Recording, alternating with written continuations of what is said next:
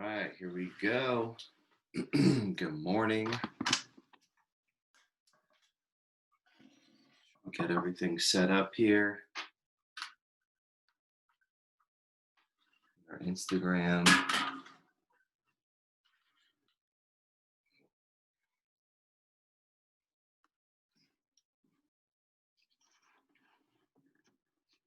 Instagram video.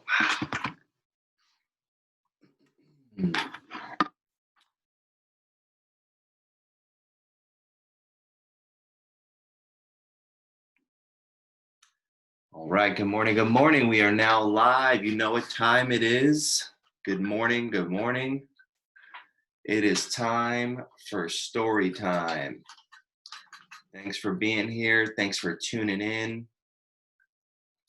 Thanks for being back for another story time. I'm your host, Sunny D. Excited to be back.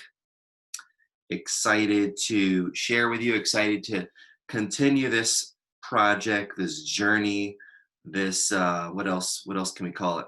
This little idea that I had in my head when I decided. What? That was Alexa. Alexa, that was rude. When I decided to start doing story time, I said, well, you know what? Since we're all at home, we're all just kind of chilling and not necessarily out there doing what we do. I said, what better time than to start this little project known as story time. So we're now rolling, we're coming in hot.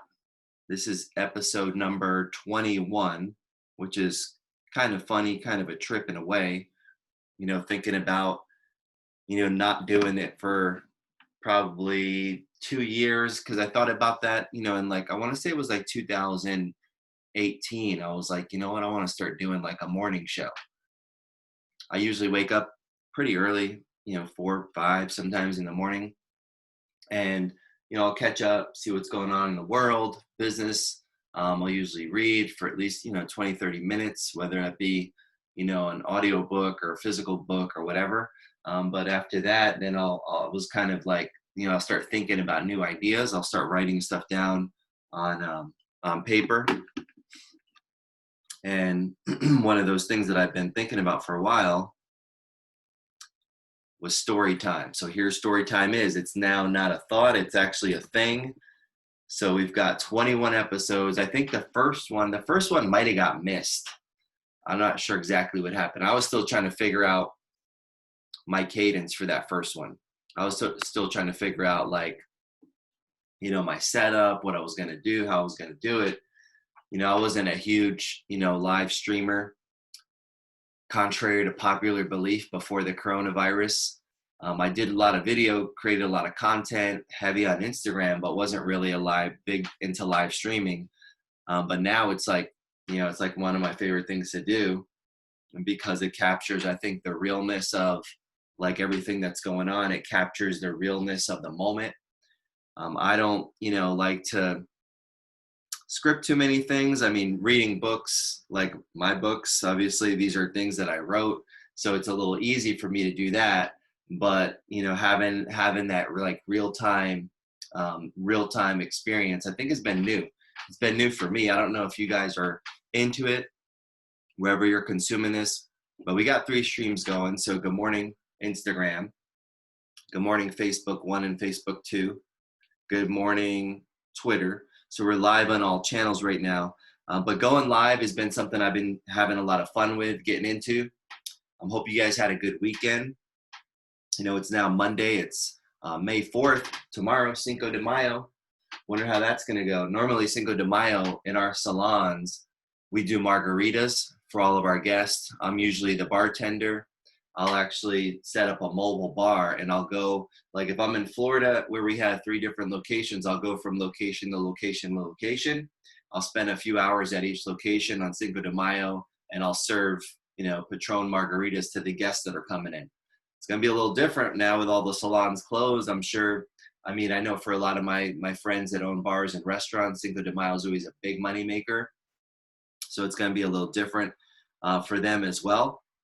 but tomorrow is Cinco de Mayo. So tomorrow, if you're joining us for story time, you're joining me for story time.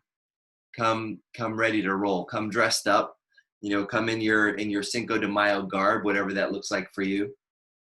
I go down to Mexico at least like once a year or once every other year. Usually it's with my team on a trip. And when I'm down there, we always have a ton of fun. One of my favorite places to go.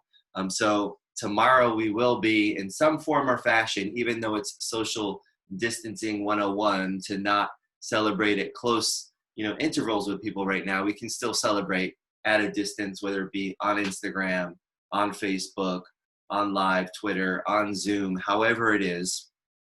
We will still celebrate in some form or fashion for tomorrow. Hope you guys had a great weekend. This weekend, oh, what's going on, Moose? So this weekend, we Friday night we had another Wham Bam celebration, and it was all about the heritage of Paul Mitchell. So that was pretty awesome.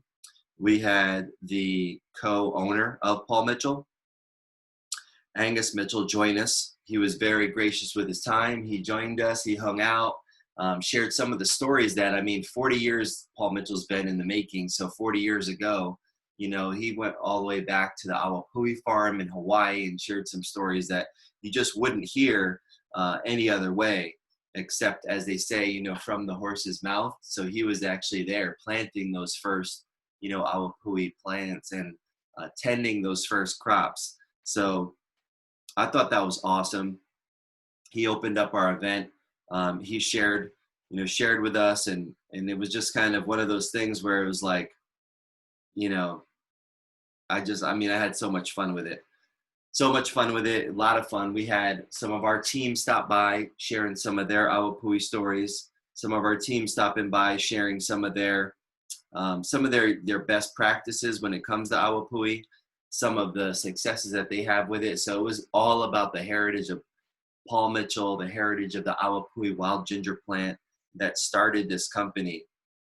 From that plant, think about it, from that plant growing a company, billions of dollars, 40 years, in the industry, the truest of the true when it comes to professionals, keeping things professional. Paul Mitchell does it like really nobody else. So that was part of the celebration on Friday night. And then me and my co-host Josh, we got to go through all of the Awapui wild ginger products, which was a lot of fun. And one by one, we kind of went through them. We did some demos on some of them. So it was, definitely a good time. We're looking forward to the next one we're planning, and we're looking forward to continuing these beyond Corona. What happens after Corona? Do we just stop everything that we're doing? Hopefully not. Hopefully we're able to continue these practices, or these little micro businesses, or these micro approaches that are going on. The thing that I think is the, I guess, coolest, right? There's not a whole lot of cool going on when it comes to this coronavirus and what's been happening, because it's really rocked communities, it's rocked states, it's rocked countries down to its core. And it's been one of those things where we never want to see anything like this again. But if there were something I could say would be like a cool thing, is that it's really been something that's forcing all of us, salon owners, business owners, small business owners, whether you think you're a business owner or not, you're just an employee, you work in a company, it's still stretched all of us to really have to get creative and really have to see, what we're made of, what we're able to do. And a lot of us are actually able to do a lot more than we thought.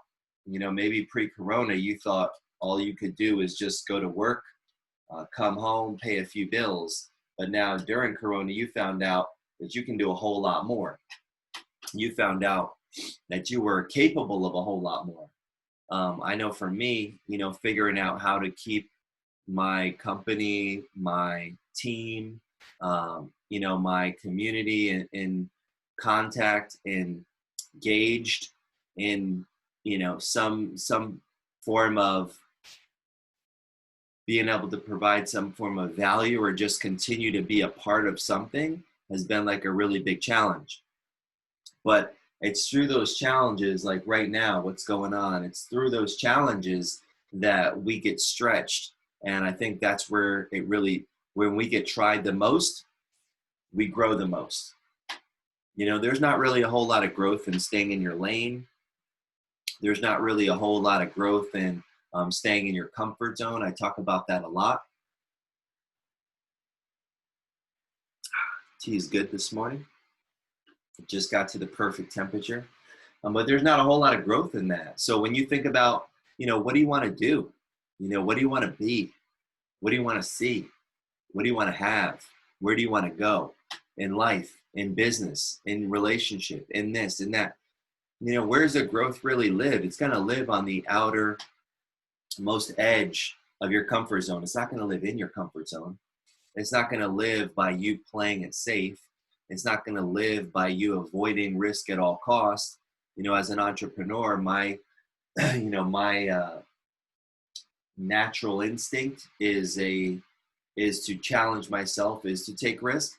But I'm not a gambler. That's the thing. A lot of people think, well, I mean, I might get into it at some point. I mean, the night's still young, right? The life is still young. I could always get into it. I could get into it hardcore. I've been watching this Last Dance series on ESPN. It's a 10-part series. They just had, I think it was like 5 and 6 last night, and they're chronicling the run of the Bulls, not the running of the Bulls that they do in Pamplona in Spain, but the run of the Chicago Bulls and their whole 6 championships. So they started all the way back in the day with, you know, Michael Jordan, and now they're in the part where the controversy and the gambling, and, you know, and he liked to gamble, and I mean, but he said, you know, I don't have a gambling problem. I like to gamble though. It's, you know, it's fun, right? So I'm not saying that I won't ever, but I'm not a gambler, but I like to take risks. Now, calculated, when you're going to grow a business or grow a company, it's about being able to calculate that risk. It's about being able to measure that risk against the reward. And sometimes the reward doesn't equal the risk, and you take the risk anyway.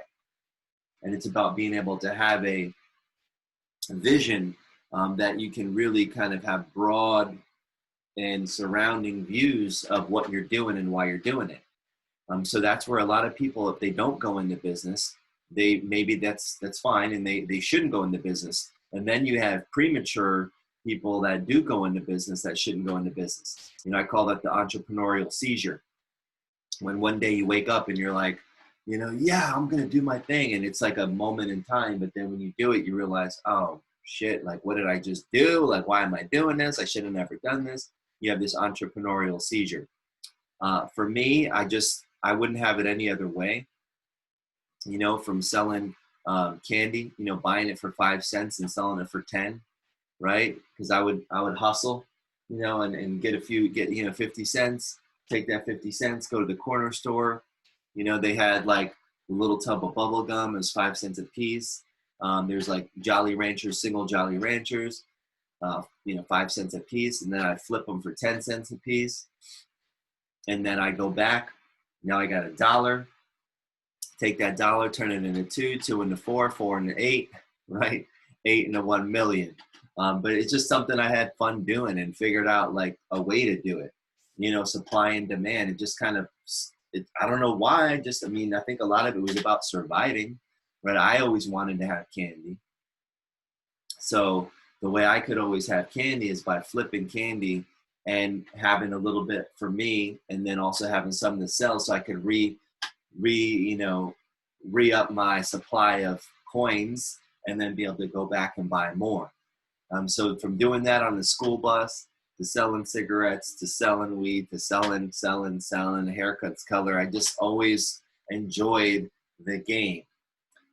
Being able to start something and build it from nothing.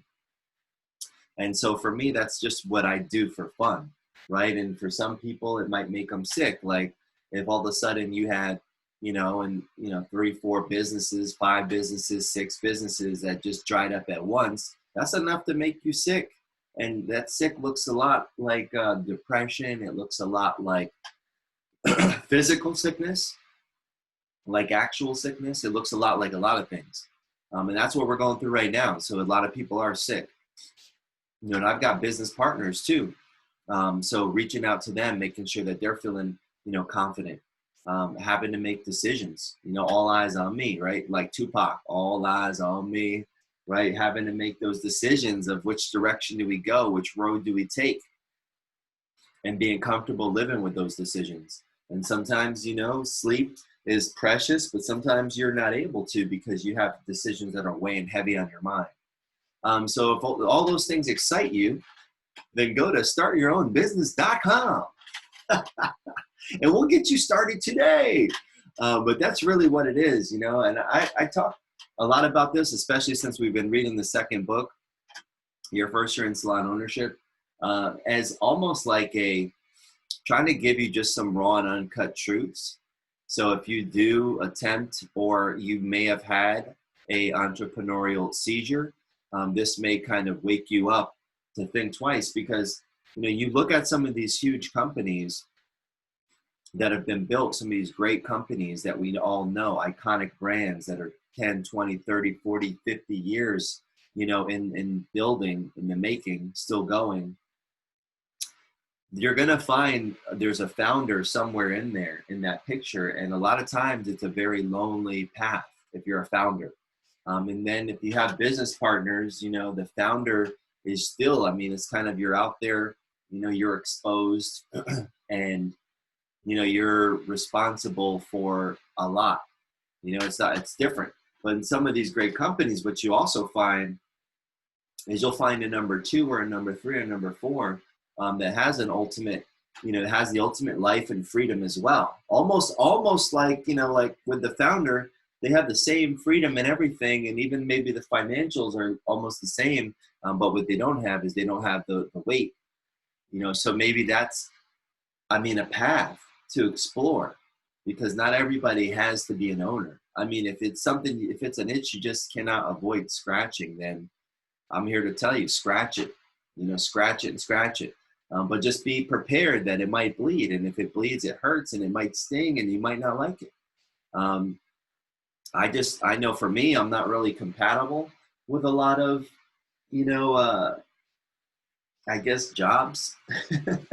I've always found myself thinking about improving or trying to do something a little bit differently, or maybe like a little bit better. And so that's gotten me into some hot water at some point in time. And, and then I thought, well, if I want to be the maker and the designer of my destiny, and not a romantic, destiny, but one that's probably going to not work, right? That's one thing when you go into business, like you have to take the probability. It's kind of like if you go in a casino, expect to lose money. Like if someone said, if you go in a casino, you should expect to lose some money, you wouldn't think that was crazy, right? That's like going into a restaurant and saying, you go in a restaurant, expect to eat food. Everyone would be like, well, that's just what you do there. Well, if you go in a casino and you expect to lose money, that's going to be perfectly normal because that's just what you do there. If you go into the world and the business of business or entrepreneurship or whatever you want to call it, and you try to open your own business and you fail, you can say that same thing. Well, that's just what you do there, because we know 97% of people that go into business for themselves, start a company, do fail. And we also know that 3% that do make it, through the first 5 years, fail in the second 5. And then you have to ask yourself as you scratch your head and think, well, damn, that kind of sucks. So how many people want to do that? Not a lot. More than you think, though, because a lot of people do try and you never know because they go out of business so quick you never hear about it. And especially in certain industries like the service industry, like the industry that I'm in, services as a business is a difficult one. Hotels, restaurants. Restaurants are really hard. I know if I ever opened a restaurant, I'd probably get in, there's food and beverage. I'd probably stick to the beverage side. Maybe a coffee shop. I'm really into that. Maybe a it's a little bar. I'm into that, like sports, maybe bar. you know, around the New York teams. I always thought about that. If I opened a bar, it'd be like a New York bar. Um, and I don't know, like that'd probably be the name too, like a New York bar. And it'd be all around New York sports teams that I grew up on. But when you think about the likelihood of you winning in a casino or in business, I mean, the odds are you probably have better odds in a casino, truthfully. Just because business, there's a lot of, you know, twists and turns and things to navigate. And so part of, you know, as I've been sharing through this book, especially as we're getting into these final few chapters, maybe it's a bit of, you know, talking you out of it. If you hear all these things and you still want to do it, then it's probably an itch that you just have to scratch. And I'll be your biggest fan. You know, I'll be cheering you on. I'll be like, go, go, go, go. I will be your biggest fan because I know, having been in, you know, that my company started, you know, 10 years ago. October is going to be 11 years. I know the experiences that I've had. I know growing, contracting, expansion, contraction, expansion, contraction. It's a nonstop thing. It's like lungs, right? It's breathe in, breathe out, breathe in, breathe out. And when you own your own business, that's what it's really like. But here's the thing: if you own your own business, you know you are kind of, you know, you're that heartbeat, and you got to keep that heart pumping because everything else depends on that, right? The flow, right? If it's money in a sense, if it's blood in the human body, if that flow stops and those extremities stop receiving the oxygen and the blood stops flowing because the heart stops beating, then the business or the person dies. And that's the way it is. So if you think about your business like that, there's anatomy, there's different parts of it. You think about your career like that. And then whether you own a business or the business owns you, there's a lot of different ways to get into business ownership. You know, it's a lot, like I shared in one of the chapters that we read already. A lot of people started a salon because they were just a frustrated stylist, or they were a frustrated barber, and like, oh, this place sucks, I can do it better. Or they thought somehow, you know, they're getting screwed or whatever. That's why a lot of people start a business. Terrible reason to start a business, because you think you're getting screwed, because you're probably not. And then when you get in the business, then everybody that thinks you're screwing them, and you're like, whoa, you know what? I'm not screwing them. I thought this was a better, you know, I'm doing good. But the thing is, why to start a business? You know, what is a problem that you want to solve? And if you don't solve it, it may never get solved. Those are questions to ask yourself. You know, when I started the business, it was about, you know, hiring brand new people out of school. No one really focused on that. Everyone wanted to hire people with a clientele. Well, no shit. We all want people with clientele, but they don't want to take the time to hire people, teach them how to build a clientele, and really focus on the next gen, the new people, because they're huge liabilities. I'm 100% agreeing with that. They are huge liabilities. They got no clients, they got no revenue. Then it's like, well, what if I train them and they leave? You know, one of my mentors said, well, what if you don't train them and they stay? Which one would you rather have? You know, so when you look at wanting to go in business, and you look at wanting to build people, most of them are going to leave at some point. You know, it's not a forever thing. You think, you know, the Facebooks or some of these Amazons, like they're the biggest companies in the world, are like, man, if everyone we hire doesn't stay, I'm going to be heartbroken. No, 99, you know, probably percent of the people that you hire are going to leave at some point. Some will leave on good, you know, terms, and some will leave on shitty terms. Some will, you know, do shady shit. It's just the nature of business.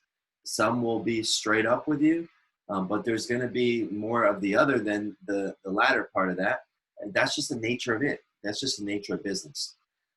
So if you're starting that journey and you're setting out and you want to build a company, these are things that you definitely want to consider. These are a lot of the realities. And so a big part of story time, you know, I've been coming to you guys every morning, 9 a.m. Eastern time, and I've been reading stories and sharing with you insights and thoughts of the morning, thoughts of the day. And I've been reading to you from these 2 books, the YFY book series. So we finished the first one already, Your First Year in the Beauty Industry, How to Not Just Survive But Thrive. And now we're into the second book, which is Your First Year in Salon Ownership. So these owner owner battle stories, these owner war stories that I've been sharing as we've been going through chapter in, chapter out, are things that hope make you think, things that hope make you consider, things that, I maybe didn't know that I wish I knew. And now 11 years, going on 11 years as a business owner, I decided, I'm going to put a lot of this on paper, and here we are. So today we're going to be going into last episode on Friday. We're here Monday through Friday. So the last episode, we were going through chapter 10, which is about growth. Chapter 9. Today we're doing chapter 10. So chapter 9 was about key relationships and people that you want to establish those relationships with and why they're key and how to and which ones to focus on. So today we're going into chapter 10, which is on growth and expansion. So this is a great chapter, something that everybody crosses, the road that everybody crosses at some point when you start thinking, about what's next, and you start thinking about how big can this company become. You start thinking about, do I want to make it bigger? And you start thinking about, like, why do I want to make it bigger? And I've shared a lot of, with you guys, my ambition of having 1.0 salons all over the world, in different markets where we have different schools, underserved markets. There are some schools that I'll go into and I'll be like, how many, Paul Mitchell focus salons do you have? And some will be like, absolutely zero. And then they have 200 students that are studying and learning and there to learn Paul Mitchell, and then they're going to get out and there's going to be no Paul Mitchell salons. So I want to be able to solve that problem. I want to be able to go into those cities and then around the globe. One of the schools, we have a partner school over in Russia. We're going to have a salon over there too. You think they don't want to go work in a Paul Mitchell salon and have a company that focuses on new talent that helps grow and help you establish and build a career and a foundation? Sure they do. So I'll be over there soon.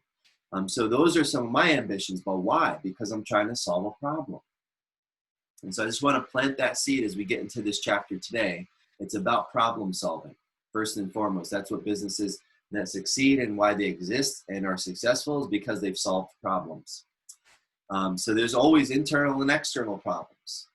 For some people in a salon we have in a neighborhood that's close proximity to where they live, we solve the problem of them wanting to live a lifestyle where they didn't need a car anymore. They could walk almost everywhere. Having that service available to them solved the problem for them. So there's two different problems you could be solving with one solution called your business. So let's get into chapter 10. And like all chapters, we're going to start with a quote. How tall will a tree grow? As tall as it can. Jim Rohn. Chapter 10, growth and expansion. To grow or not to grow? Really, that isn't the question. When it comes to growth and or expansion, I really believe it's binary. You're either expanding or contracting. You're either growing or you're dying. The choice is yours, and I bet you'd agree, expansion or growth sounds way better. So the question isn't to grow or not to grow. The question is only what type of growth or expansion do you want to experience, and when do you want to experience it? In this chapter, I'm going to talk about the different kinds of expansion and what they can mean to your business. It all starts with the first one. You finally get the doors open. Your first guest ever walks in, and at the end of the day, you take a minute to reflect. As you do, you think, man, I did it. I made it. It's that new car smell in full effect. Then day one turns into week one, which turns into month one, and before you know it, an entire year has gone by. You then may start getting the itch, thinking, well, if I did this once, why can't I do it again? At least that's what happened with me. I think any true entrepreneur feels that way. A constant burning to grow their business. New ideas are always popping into their heads, and every one of them they want to act on. It's at this point that you have options. Number one, grow the base. With the location you have currently, you could continue to focus solely on it and grow your base. This type of growth is perfect for some people. Take a look at your existing business and see what areas aren't tapped. What other opportunities exist? Whether it be expanding your hours, expanding your menu of services, or service providers, this type of growth focuses your time and energy in one area. So I'm going to jump in here for a second. So growing your base, right? That existing base that you have, growing that base. It's not always about multiple locations, right? Some people have amazing single location, single focus businesses that are just absolutely unbelievably incredible. So there's that. So think about that as option one, growing your base. Let's get back into the story. Number two, grow another base. This type of growth is when you decide to open another location and repeat the exact same process again in a different market. Now, I want to emphasize exact. I decided to use the grow another base method on a new location, but with an entirely new concept. It was untested and not completely ready for the marketplace. I ended up spinning it into a third concept that never caught traction and soon had to close up shop. That little experiment cost around $70,000. What I could or should have done was tested the concept inside of one of our other locations before growing it as its own base. There's a lot more time and energy spent establishing a base than spent growing another base that's a replica of the first. I mean, don't get me wrong, a replica does take time and energy, but if you copy your first one, assuming it's working and contains all the parts of a great business, it becomes easier. This is the phase that most businesses stay in, growing their base and replicating it over and over again. So I'm going to jump back in here for a second. So that little $70,000 experiment I did, it was just the whole thing. I kind of went, then that's why I shared this, because I went against the grain of like business, right? Instead of duplicating what was working, I took this other route and was like, oh, this, because you're an entrepreneur, right? These ideas pop in your head. Like, oh, I should do this, I should do that. And so then we started on a salon. It's called Express, and hadn't really thought out the idea, opened the location, wasn't working, spun it into another salon. It was a men's concept, wasn't working, and then closed it down. So it was like a couple of years of investing time and money and energy instead of replicating what was already working. Not that that couldn't be pulled off, but it's not easy, right? It's not easy when you think about it. It's kind of like, all right, I mean, I don't know if we could take an example of Apple. Maybe they're, Amazon. Now, Amazon's a little outlier because they've started multiple businesses in a lot of different sectors and categories, but they also had that experimental money where they have like billions so they can test this, test that, and try all kinds of shit. And they've had some flops. I mean, think about the Fire phone, right? Anybody remember that? No, because it flopped. But they thought, oh, we're going to start a phone company to compete with Apple.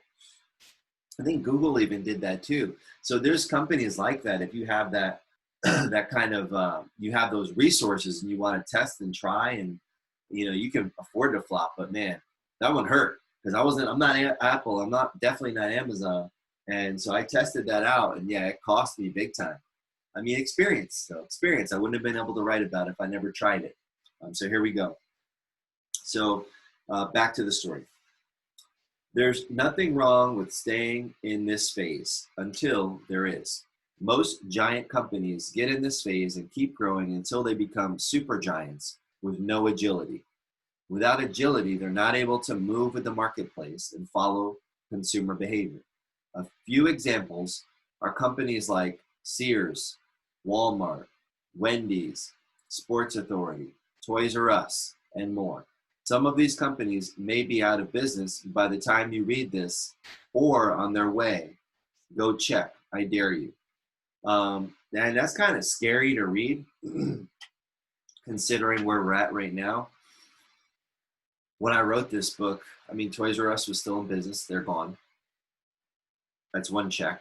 Walmart's still around killing it. Wendy's is teetering. Sports Authority, they're gone. They're gone. Check. Sears, Yeah, probably on their last leg. There's some other ones out there.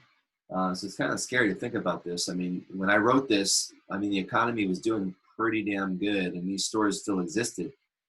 But thinking about that agility, not being able to move, staying in your lane too much, right? Not being able to move, not being dynamic. Wow, that kind of was gave me chills just thinking about, like, when did I write this? This is like a few years ago. Interesting. All right, so back to the story. It's hard to imagine those businesses no longer existing, isn't it? Isn't it? The ones that are able to make it and continue to expand are going to have to tap into this next phase of expansion and growth. You too will have to adopt a new approach or you may become obsolete. Number 3, option 3, geometric growth. This is the one I like. Geometric growth. This is the type of growth where you are expanding in multiple directions at the same time. When you think of the word geometric, what comes to mind? Maybe shapes like squares, triangles, circles, etc. When you examine these shapes, they all have certain dimensions. They're actually multi-dimensional. This is exactly how your business must approach growth and expansion. Being a dimensional company is thinking about expanding your base, expanding your locations, expanding your customers and team all at the same time. I'm not just talking about adding new things. I'm talking about becoming a new thing. Companies that I see leading the way are ones like Amazon, Starbucks, Apple, Red Bull, and some others. Think about Amazon's track record. They started as basically a mail order bookstore. What are they today? They are essentially the everything store, which happens to be a great book about the rise of Amazon by Brad Stone. In the book, he talks about Jeff Bezos not being content with just being a book retailer, growing the base, but wanting to expand into other markets and offer all types of goods and services, geometric growth. Today, Amazon is in everything from providing website services through its company, Amazon Web Services, to companies like and organizations like Netflix and the CIA, to clothes, electronics, household items, groceries, and yes, even books. Where will they stop? I don't think anywhere. Jeff Bezos has even bigger aspirations than Earth. With the launch of his new company, Blue Origin, their mandate to make space travel possible for everyone. I'm sure the first package delivered on Mars will come in a little brown Amazon box. Take a look at what Starbucks is doing with their business, from selling cups of coffee, growing their base, with multiple locations, then to food, music, and coffee machines. Their recent innovations with their mobile app have made it one of the most sticky apps in the App Store and contributed significantly to sales. They are currently working on a new store concept which may be open by the time you read this, called The Reserve. They are testing in select cities around the world.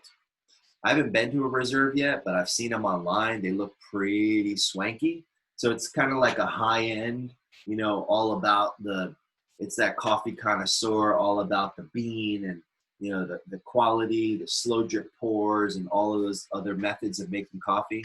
I think they have a couple out west already. They may have one in New York. Some of the product, the Reserve they sell, it's a higher end blend of coffee they sell in some of their regular locations. But these are just two examples of geometric growth.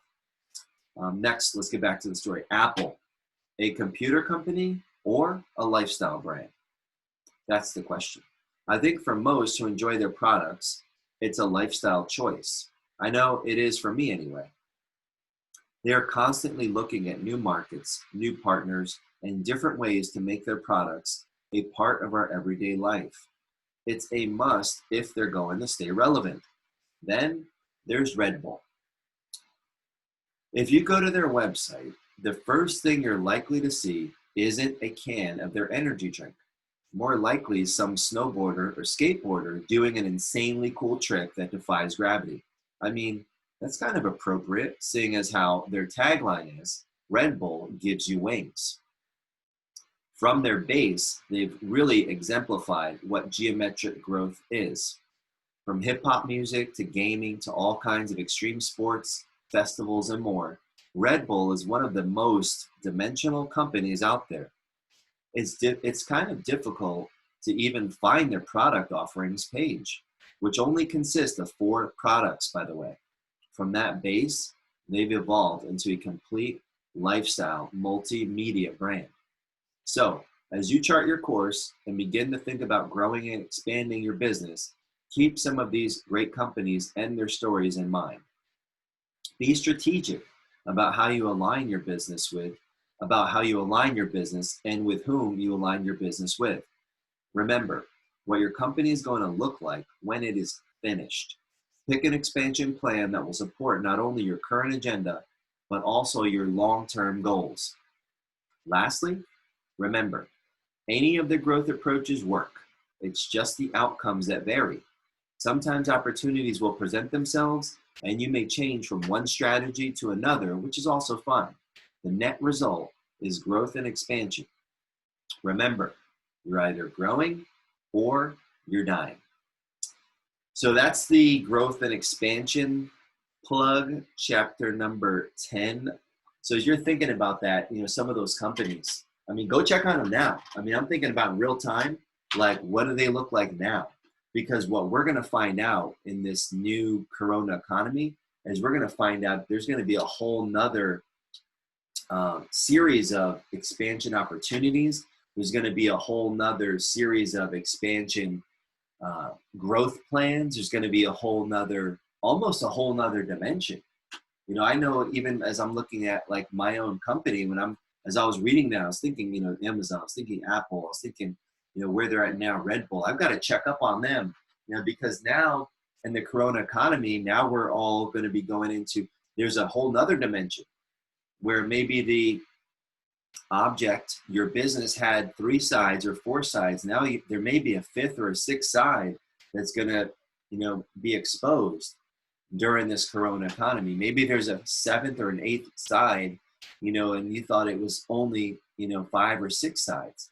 So now is especially the time as you're thinking about your company and how it exists, or the company that you're coming up with in your mind. Maybe you don't even have a company yet. Maybe you're just now realizing, I do want to have a company, so I do have a little bit more control, or I've got this itch that I can't leave alone, or I can't get this thought out of my head, or I don't want to be beholden to anything anymore. I want to create freedom. Whatever the thing is that gets you kind of going, you start thinking about it. There's going to be new dimensions. So some of those companies that I was just reading about, some of those companies that are, the leaders in their lane, the leaders in their sector or in their industry, some of those companies now are developing new dimensions, and some of them may even scrap some things, right? Because they're like, oh, it's about conservation right now. It's about surviving. They're not trying to expand or grow.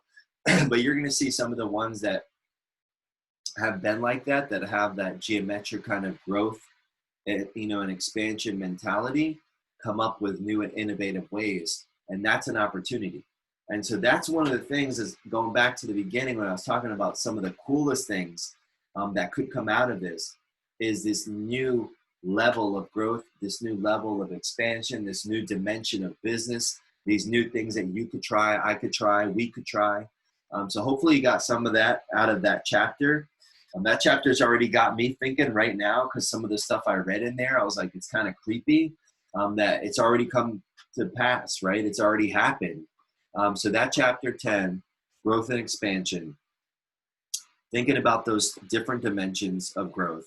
Keep in mind, they all can work. You've got number 1, growing your base, right? You got number 2, growing another base. And then you got number 3, geometric growth. And just depending on where you're at and what you're into, all of those 3 levels of growth or 3 approaches to growth can work. It just depends on which one and which ones you want to focus on. So I hope you guys enjoyed today's episode of Storytime. with Sunny D, your host. We'll be back tomorrow morning, 9 a.m. Eastern Time. We'll be going into the next chapter of the book, which is chapter 11. Believe it or not, what if chapter, we're already there. We're already into the final chapter pretty much. Yeah, we read every chapter. So we're going to be going into chapter 11. And then I'm excited because there's also a bonus materials section where it's afterthoughts and other stuff. And it's, I don't know, it could be, well, actually the bonus section could be one of my favorites because it gets into the future stuff, which is going to be kind of where we're at now, because when I wrote this a couple of years ago, I was thinking about a couple of years ahead. So probably 2020. I don't know if I referenced 2020 in there. Like, I haven't read this since I wrote it. So we'll see. But that's going to be tomorrow. So I'm excited to have you guys back for another story time. Make sure you bring a friend, let your peeps know, share this video, share this podcast, share this tweet, share this live stream with your people. I'll be back here for all book info and to learn more about the YFY book series. Head over to yourfirstyearin.com. You can check out all the books there. If you want to get one of these limited edition I Heart YFY t-shirts, right now, they're free. That's my gift to you for showing up to Storytime. And if you go onto the website, you just look for YFYI swag. And there's a couple promo codes. I put those promo codes in the post on my Facebook page.